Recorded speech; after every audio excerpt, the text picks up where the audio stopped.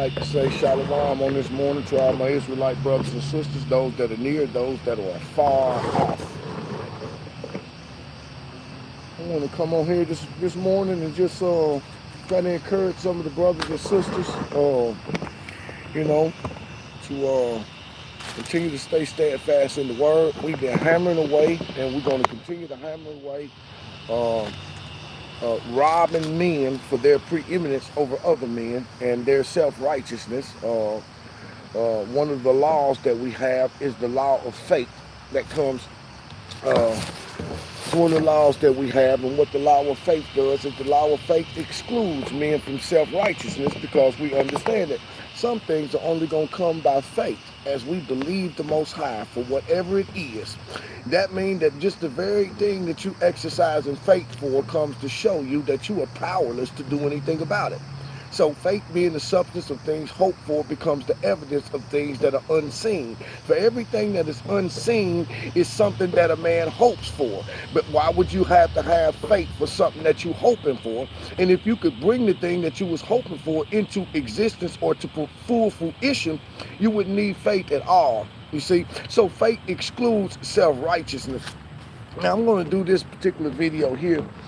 It's something that I don't generally do. I generally try to address the comments that we get on Facebook and YouTube. I generally try to address them personally, whether I respond to the comment or whether I just, call a brother up or a sister up and have a conversation about it. But in these days here, I'm leaning more toward something on the inside. I'm not going to say with pinpoint accuracy that the Spirit is telling me to do this or that the Most High is telling me to do this, because I don't want to put that on the Most High. But it's just something, an innate feeling on the inside in this particular hour that's going to cause me to start responding to some of the comments that brothers are making. And the reason why is that it shows you whether people are getting the message.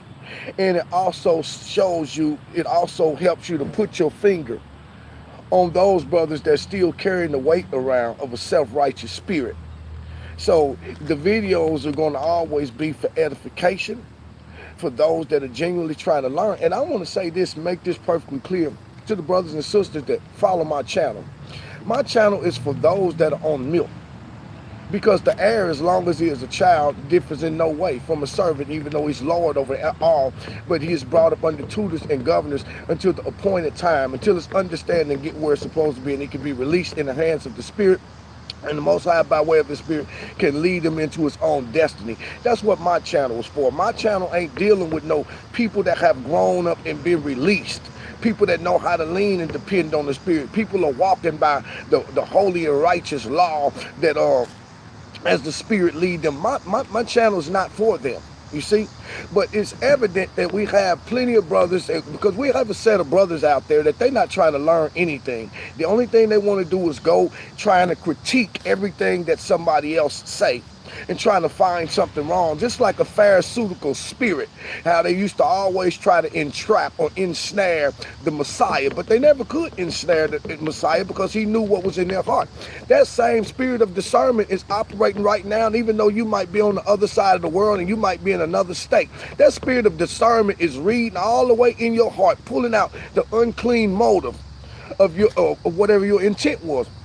Now, in this particular case, when we did the video on yesterday, we have a set of brothers out there that they miss the whole message because they get hung up on the analogies that get used. So when we start saying things like, I'm about to go and drink me a can of beer, I'm about to go and sip me some Jack Daniels, and then I'll climb out of another woman.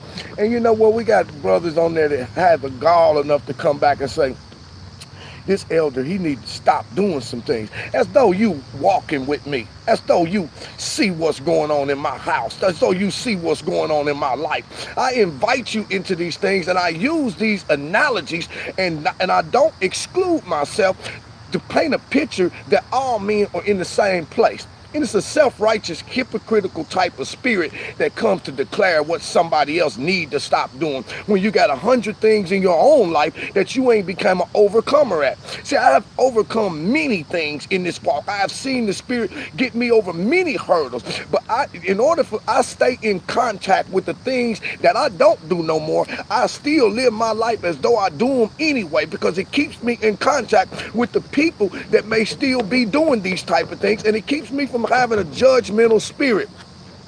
So, and then when devils come to your page, you don't have no problem, because it's always like-minded devils that will click up with them and start agreeing with them. But we come to serve notice on you today that you're the one that we've been talking about the whole time. And rather than you hearing what the Spirit has to say through the word, you gravitating toward what men. See, ain't no perfect men.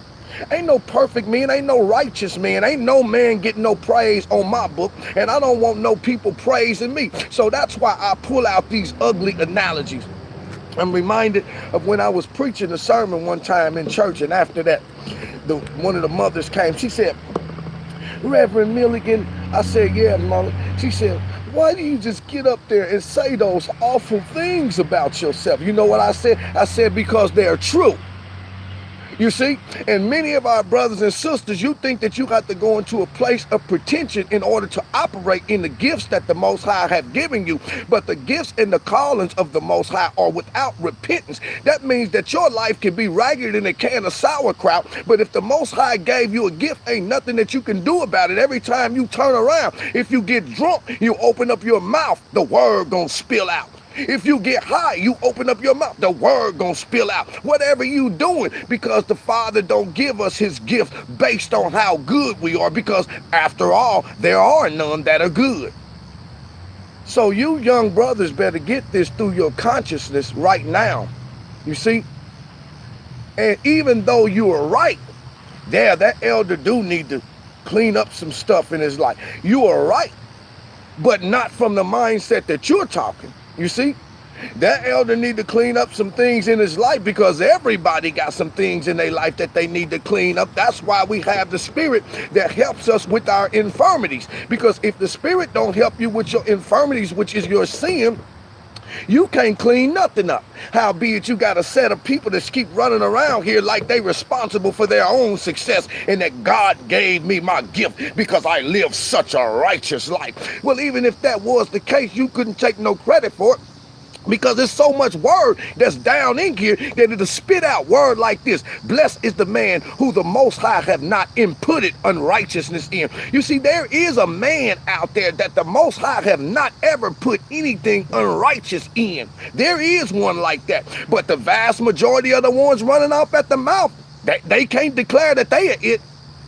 Because the man that the Most High have not imputed unrighteousness in is the man that the Most High gets the maximum glory out of, because his whole life had been sold out to the Most High. Almost like the 144,000, the virgins of the earth that have never been defiled with women. It is the Most High that have not imputed the unrighteousness of lust in them men that will make them contaminate themselves or defile themselves with women. It is the Most High that does that. And can't no man take no credit for the so-called good life that he living. So my thing is to them brothers right there, as this message is coming at you today. And I ain't got to call you by name, because you know who you are. One of the brothers I've been laboring with, and I'm going to continue to labor with, but I don't know which way. One day he loved me, the next day he hate me. One day he loved me, the next day he hate me. But that's okay, I understand. You're a child, and you don't want to identify with the fact that you're a child, and every now and then a parent comes and give you a good whooping for being out of order. And though some children want to walk off stomping, talking back, they go on and do that. You understand what I'm saying? Some children accept the whooping and accept that the whooping came out of love from the parent who was trying to teach you something that was right. So as this message comes, it's going to come at the brothers that have that mindset, because we're talking about relying and dependence upon the Spirit. And if the Spirit don't lead us into the righteousness of the Most High, we're not going nowhere. And the vast majority of us ain't being led by no Spirit. You see, I found out one thing long time ago. Out of about 30 years, And I didn't pretty much experience almost everything that you can experience because I come from the lower level and I come from poverty line. I come from nothing. You understand what I'm saying? I come from having one pair of shoes through school, wearing the same thing 3 times a week. I come from ridicule and being the butt of everybody's jokes. I come from all of those things. I come from the death of my mother when I was 10 years old, lost the greatest love that any child could ever have. I come from those things right there. And so I've learned a lot of valuable lessons, got entangled into a lot of things, hooked myself up with a lot of people trying to learn what was right. But the Most High had his hand on me. And even as the Most High put his hand on me, I used to always wonder, well, Father, why is my life like this? Why is my life like that? Why can't I get this right? Why can't I get that right? Why do I keep finding myself in this same situation over and over and over again when you are with me? It's a simple matter. If you could just speak one word and it'll be gone. But why don't you? Why have you done it for other people, but you leave me laying here? Why is it that you give me all of this word and then I can send it out and it'll affect other people's life? Why is it that I can't use it to change my own life? Why can't I? See, these are the questions that a man of the Most High asked the Father while he trying to live his life out righteous before him. But I heard the voice of the Spirit speak one time. He said, though you may overcome 1,000 things, if you fail to get the one thing right that I have predestined for you according to my will, then you're nothing. He said, but though you may fail to get 1,000 things right, if you get this one thing right that I have put you in this earth to do, then it will override everything that you ain't never got right. And from that moment on, I never tried to overcome anything. I didn't have to. Because when we walking in the Father's will by his Spirit, things that are not right will just fall off of us. You see, too many brothers are trying to do things out of their own strength, just like I was, being unsuccessful. But you ain't asking the Father the questions when you fall flat on your face. You just get up and try it again in your own flesh. The Most High made me understand something. He said, you focus on the things that I have for you to do, and I will take care of the things that you can't do. You take care of my business and I'll take care of your business. And I've seen the Most High come through like a knight in shining armor in every area of my life. When I didn't feel like getting up, spitting no word or opening up the Bible because I was mourning over my sin or my weakness, the Spirit will come in and remind me, you ain't nobody. Get over yourself. You get up and take care of my business and I'll take care of yours. And time that I'm worried about my lights getting cut off or how I'm going to pay my bills, the Most High will send me into that book and say, you take care of my business. And as I'm taking care of his business, so that my life don't have to be consumed with trying to fix my own business. And this is the condition of many of you. You're so consumed and preoccupied and with yourself, you ain't thinking about doing the will of the Father. So we're going to go into some scriptures. That's what we're going to do.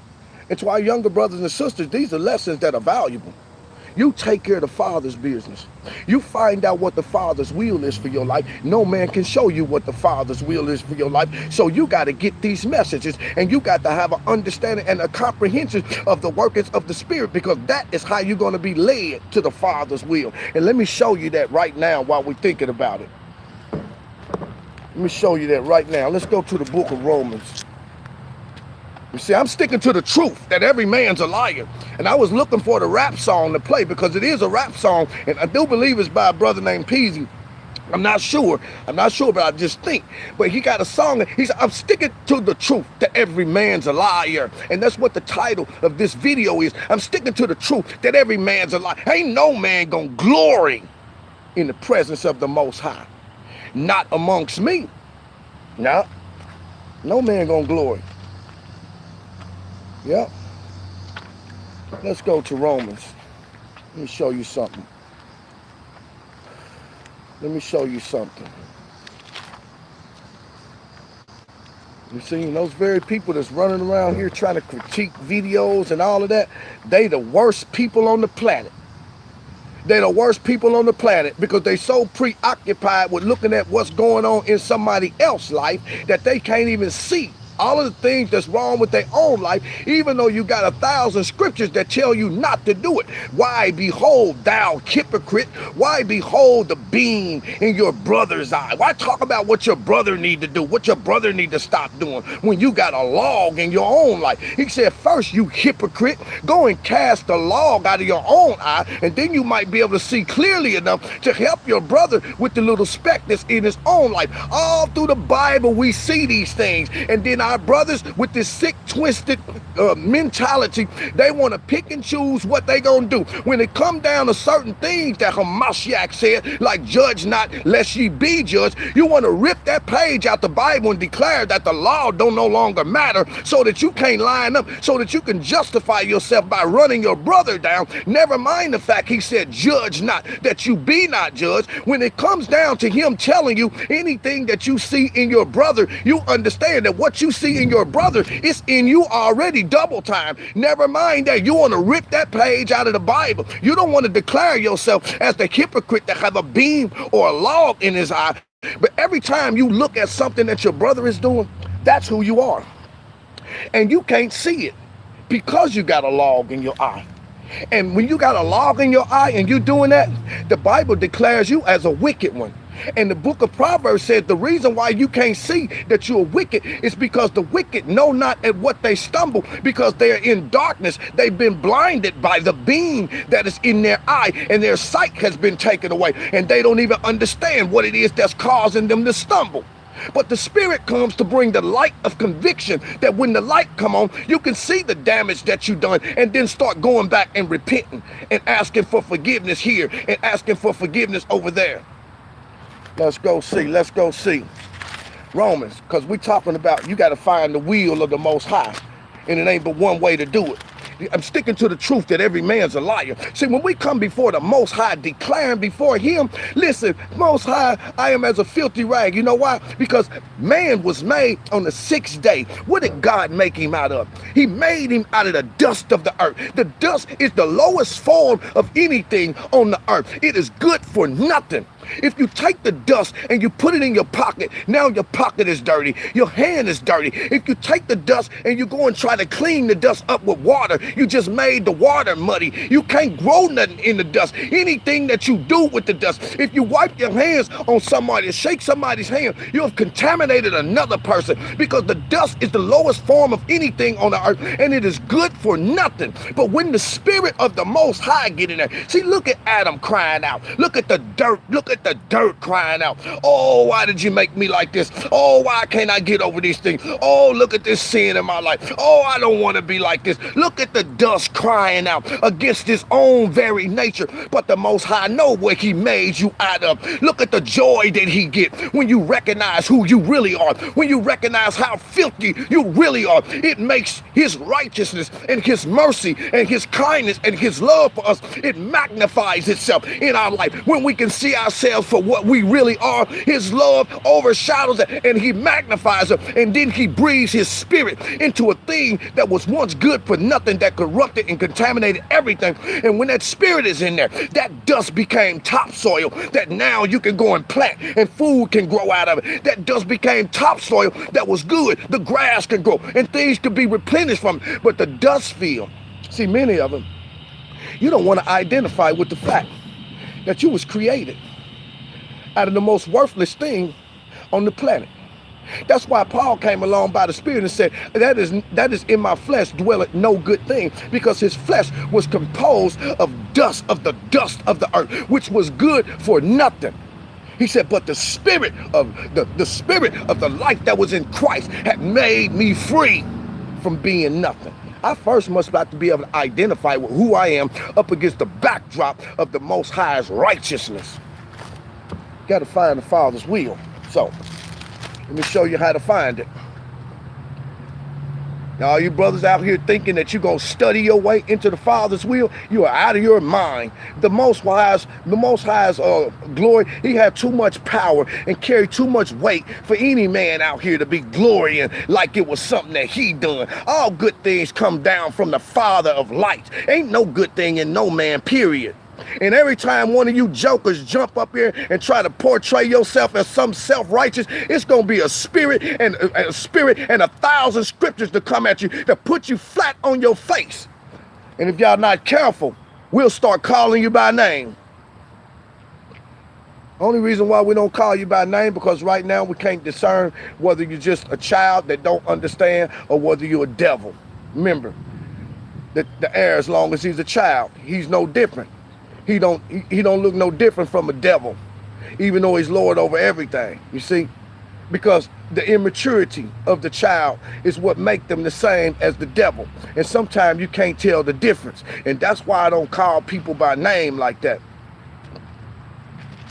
Now let's look at the will of the Most High, because all of this is dealing with the new covenant.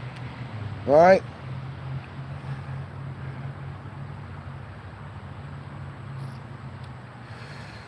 Okay. Let's see here.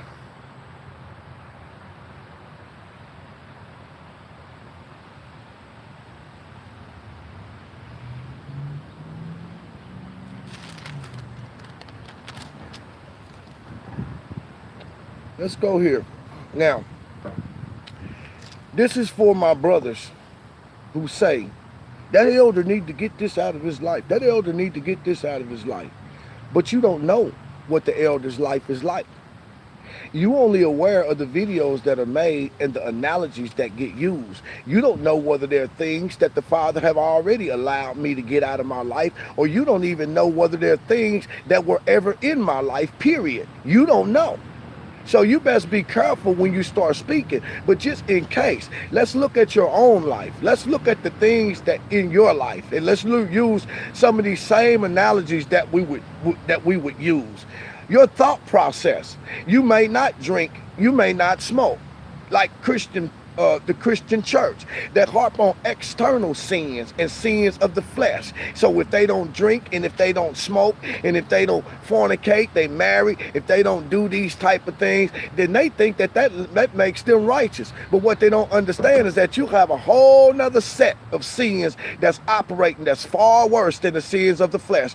Those are the sins of the spirit. You could ask yourself this question when you look at the elders' videos and don't see or hear anything that you're supposed to hear. Let's ask this question. Could it be that in your spirit you have a spirit of jealousy?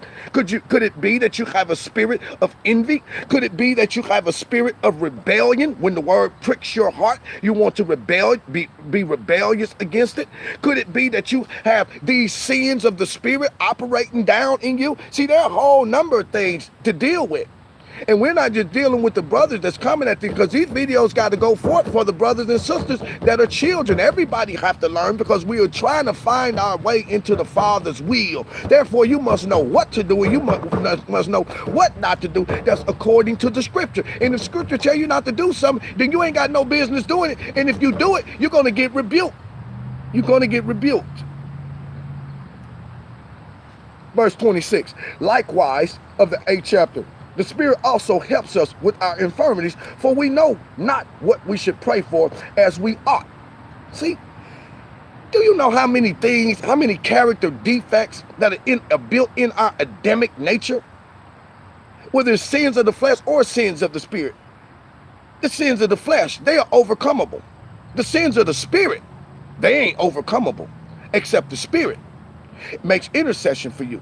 Here it tells you that when you start talking about the sin factor is a spirit thing, but it affects our flesh, because there is a law that's working in our members that mandate, as long as we are in flesh, because we are made out of the lowest form of anything on the earth that is corruptible. As long as we in flesh, it's corruptible. So there's a law that's operating in our members. He says, so there's the law in the spirit. It says the Spirit likewise helps us with our infirmities. Our infirmities is a sickness. Our infirmities is the sin factor that we are not able to override on our own. He said, and the reason why the Spirit had to help us with our infirmities is because we know not what to pray for as we ought. Which brings me to another thing, because the average brother on here ain't even gonna comprehend what that's really saying. When you start putting some precepts on top of it, and you went to the testament of Solomon, you will see that Solomon was given an amulet, and he gained control over all the demons in the earth. And for every sin that affected a man, it was a demon behind it.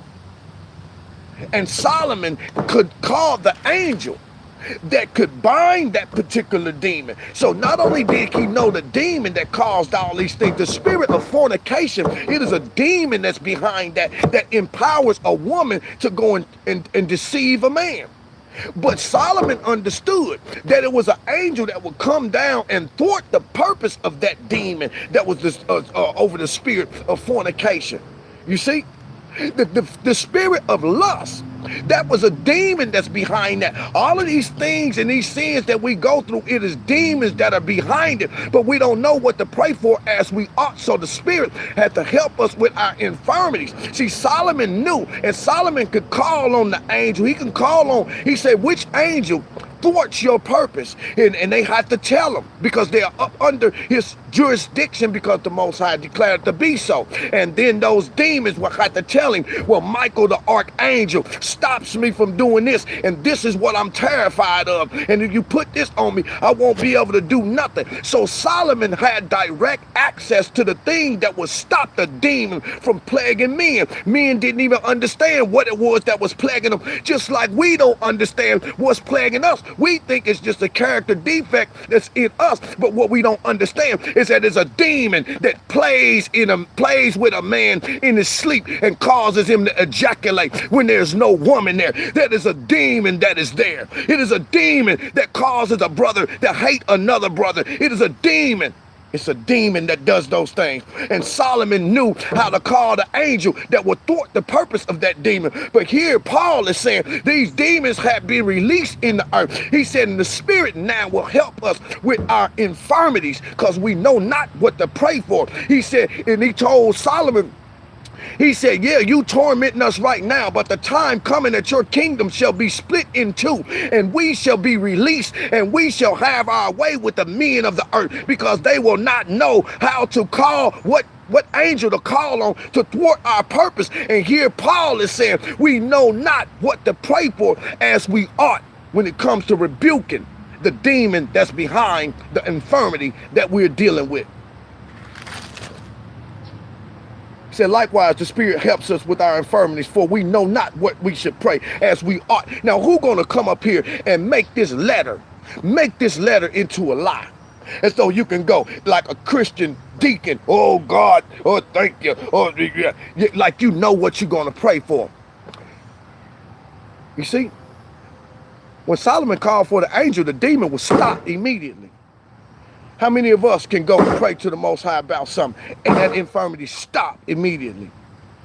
Here he said the Spirit have to do that. You can't overcome.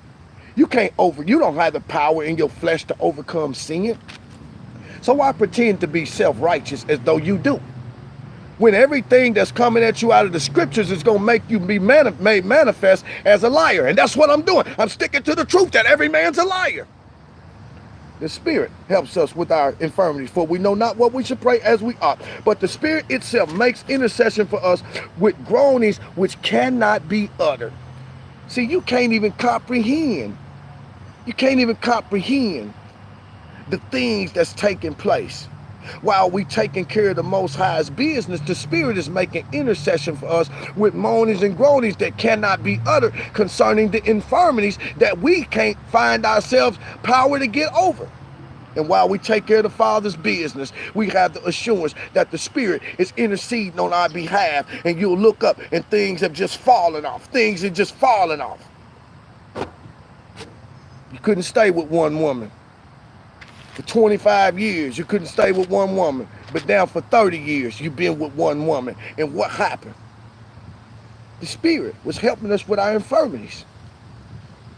We didn't know what to pray for. But while we take care of the Father's business, the Spirit was taking care of ours, making intercession for us concerning the things that wasn't right. Verse 27. And he that searcheth the heart knows what the mind of the Spirit is, because he make intercession for the saints according to the will of God.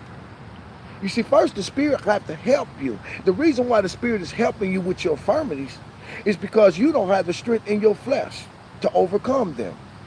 The Spirit has to intercede for you because you don't know the demon that's behind your infirmity, but the Spirit does. And then he that searcheth the heart, which is the Most High, who sent his Spirit, it said, he that searcheth the heart, he knows what the mind of the Spirit is. You know why? Because he the one that sent the Spirit into the world. He know what the mind of the Spirit is because the Spirit make intercession for the saints according to the will of the Most High.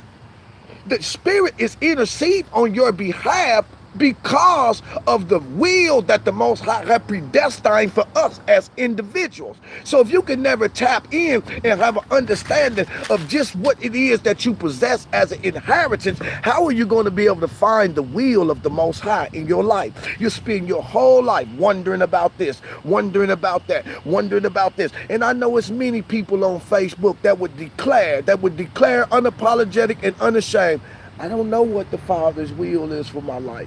I don't know what I've been put on this earth to do. But it's the Father's will for you to know. Once you understand what you have at your disposal and what's been made available to you, then you see, when you stop listening to men, you will find the will of the Father. Verse 28. And we know that all things work together for the good to them that love God and to them who are called according to his purpose. Now, what can anybody say against this letter? When Paul says everything that a man go through in his life, all things are working for his good. Don't ever let nobody come and try to judge you for areas of your life that you ain't overcame yet, because you can't overcome them. He said, but all of these things, because the Bible say, blessed are them that mourn, they shall be comforted. Our mourning ain't talking about when people die. Our mourning is dealing with the infirmity that we have that we don't have the power to overcome. The Most High said, blessed are them who, when my Spirit convicts them, they mourn and they weep and their heart is heavy because they have let me down or because they have went into rebellion. He said that is a blessing because they will soon know that all of these things were working for the good to them that love the Most High. Now let's show you that. Let's go to Romans. Let's go to Romans 2nd chapter. Let me show you that. Let's put a precept on all things work together for the good of those that are called according to the Most High's purpose. Here's why they work together for the good. He said, first off, start off by dealing with the self-righteous hypocrites. Therefore, thou art inexcusable, O man, whoever thou art that judgest, for wherein thou judgest another, you condemn yourself.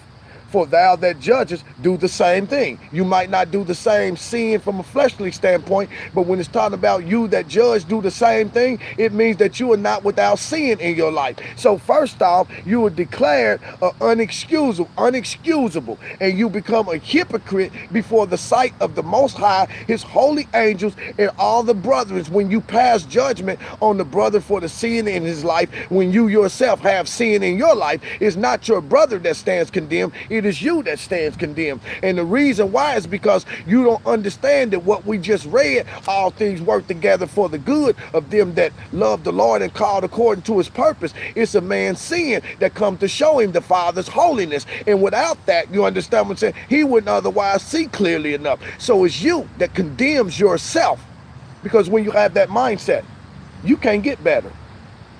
He said, but we are sure that the judgment of God according to truth against them which commit such things. See, he's talking about you. He said the judgment of the Most High on you is going to be according to the truth to them that commit such things. Commit what things? Them that are without an excuse for judging their brothers when they're guilty of the same thing. The judgment of God is going to be according to his truth as it deals with you, because you are the one that's committing these things, brother and sister, whoever you are. And here's the reason. Here's the reason why the Bible said, and this we know that all things work together for the good of them that love the Lord and are called according to his purpose. So you can't get hung up on the fact that you ain't arrived at where you think that you need to be arrived at. Stay focused on the work of the Spirit. Stay focused on the work of the Spirit and continue to do the work of the Most High, and then allow the Spirit to do the work of helping us with our infirmities and causing things to fall off of us as we walk. He said, now listen. He said, now this is the question that he asking the one that's running around here trying to judge people when their own life ain't right. He said, and do you think this old man that judges them which do such things, and you do the same thing, do you think you shall escape